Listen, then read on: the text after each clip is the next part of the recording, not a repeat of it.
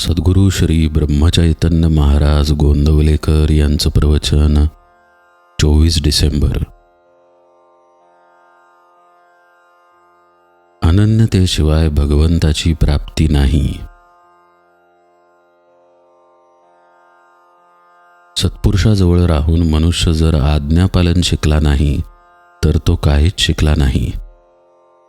जो आज्ञापालन करील त्यालाही भोग भोगावे लागतील हे खरे, परंतु ते आपल्या सोयीने भोगण्याची व्यवस्था होईल.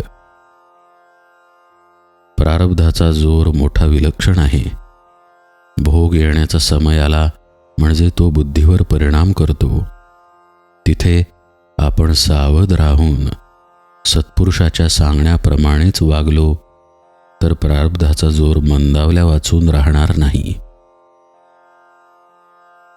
प्रारब्धाने बुद्धीमध्ये काहीही विचार उत्पन्न झाले तरी त्याप्रमाणे वागणे अथवा न वागणे हे आपल्या हातामध्ये आहे.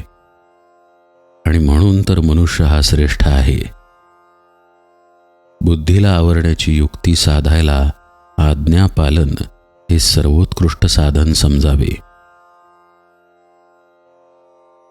विकार हे मुळात टाकाऊ नाहीत, ते भगवंतानेच दिलेले आहेत.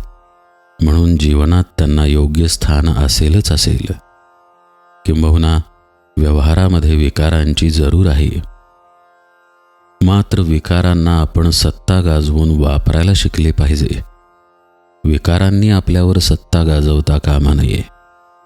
विकारांना आपण वापरावे, विकारांनी आपल्याला वापरू नये.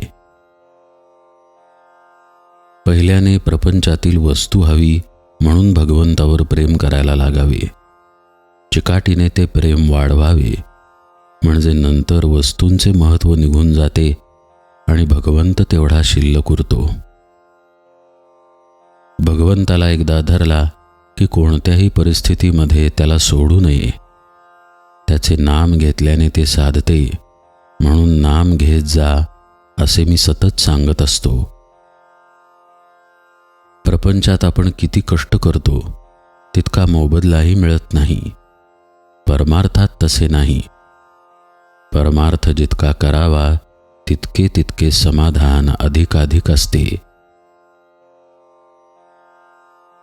ज्ञानमार्ग असो किंवा भक्तिमार्ग असो, खरा मी कोण हे ओळखण्यासाठीच सर्व साधने असतात.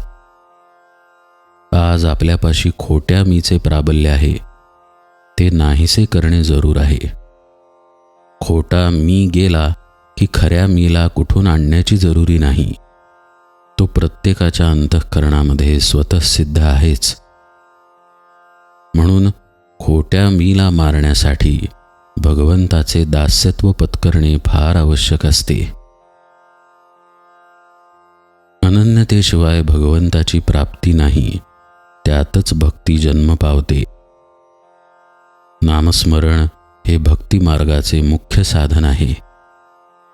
नामस्मरणाने भगवंताचे प्रेम अनायास उत्पन्न होते.